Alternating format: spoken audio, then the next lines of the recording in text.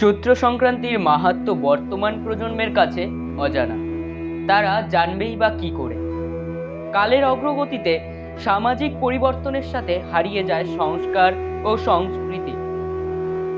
তখন সংক্রান্তির ভোর থেকে শুরু হয়ে যেত নববর্ষের উৎসব। নদীতে স্নান সেরে নতুন পোশাক পরে বাড়ির সকলের সঙ্গে হাজির হতে হতো ঠাকুর ঘরে।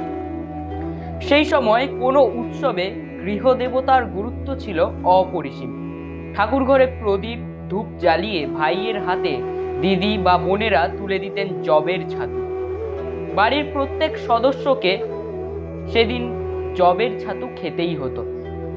বছরের শেষ বিকেলটাও ভারী মজার।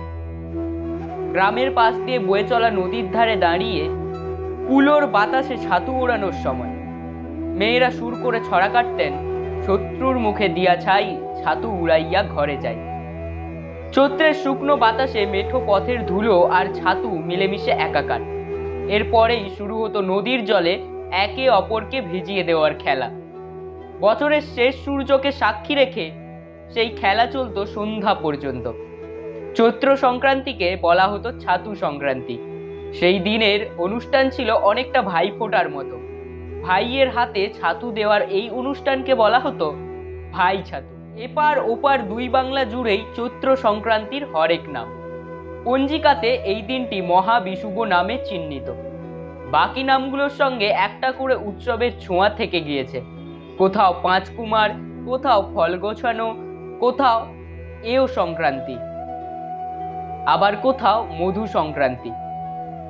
নানা ব্রত পার্বণের মধ্য দিয়ে বছরের শেষ দিন থেকেই নতুন বছরের উৎসবের সুরটা বেঁধে দেওয়া হতো। তবে এই দিনটি গাজন উৎসব নামে সম্যক পরিচিত। গাজন বা চড়ক বাংলা বছরের শেষ উৎসব। জাতপাতের ভেদাভেদ ও সামাজিক কৌলিন্য ভেঙে যে কেউ এই উৎসবে অংশগ্রহণ করতে পারতেন। শুধু শিবকে কেন্দ্র করে নয়, গাজন উৎসব পালিত হতো ধর্মরাজকে কেন্দ্র করে। গাজন শব্দটির উৎপত্তি গর্জন থেকে। কেউ কেউ মনে করেন সন্ন্যাসীদের হুঙ্কার রব শিব সাধনার গাজন রূপেই প্রচলিত। ব্রহ্মবৈবর্ত পুরাণে প্রকৃতিখণ্ডে উল্লেখ মেলে চৈত্রে কিংবা মাঘে 1, 7, 10, 15 কিংবা 30 দিন হাতে বেতের লাঠি নিয়ে শিবব্রতী হয়ে নৃত্য ইত্যাদি করলে মানুষের শিবলোক প্রাপ্ত হয়। পুরাণের এই উল্লেখ চড়ক কিংবা গাজন উৎসব নামেও পালিত হয়। গাজন উৎসবের মূলত 3টি অংশ: ঘাট সন্ন্যাস, নীলব্রত ও চড়ক। আগে মূলত চৈত্রের প্রথম দিন থেকেই ভক্তরা সন্ন্যাস পালন করতেন। এখন কেউ চৈত্র সংক্রান্তির 7 দিন আগে, কেউ বা 3 দিন আগে থেকে কঠোর নিয়ম পালন করেন।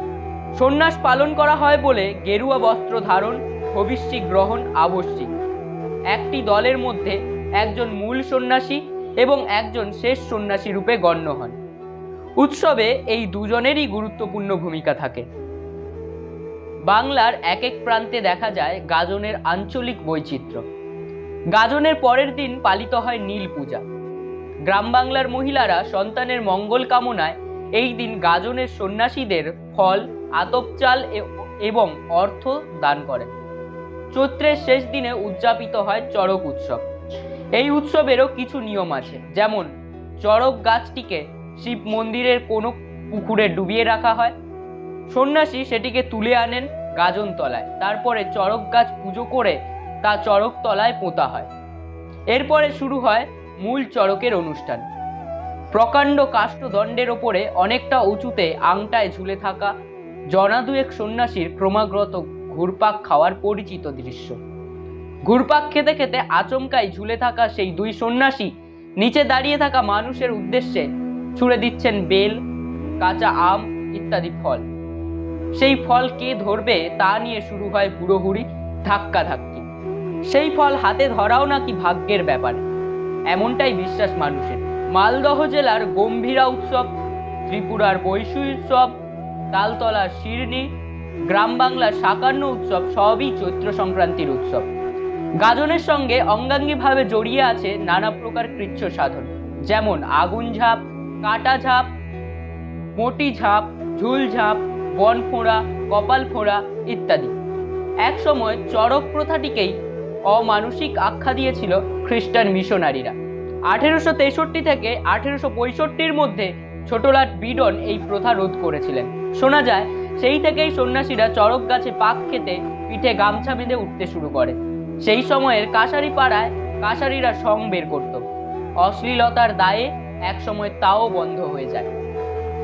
তখনকার চড়ক উৎসব প্রসঙ্গে সবচেয়ে মজার বর্ণনা আছে কালীপ্রসন্ন সিংহর হুতুম পেঁচা নকশায়। তিনি লিখেছেন, রাস্তায় লোকারণ্য, চারিদিকে ঢাকের বদ্যি, ধুনোর ধোঁ আর মদের দুর্গন্ধ।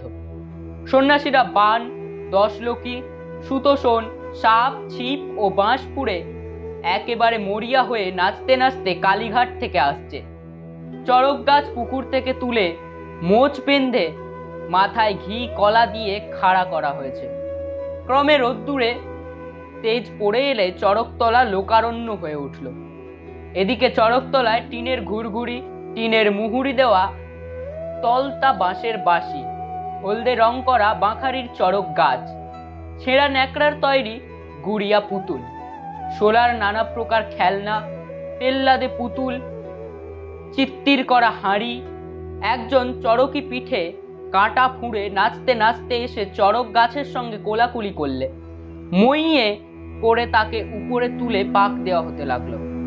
সকলেই আকাশপানে চরকির পিঠের দিকে চেয়ে রইলেন। চড়কি প্রাণপণে দড়ি ধরে কখনো ছেড়ে পা নড়ে ঘুরতে লাগলো। কেবল দে পাক শব্দ। কারু সর্বনাশ, কারু পৌষ মাস। একজনের পিঠে পড়ে ঘোরানো হচ্ছে, হাজার লোক মজা দেখছেন।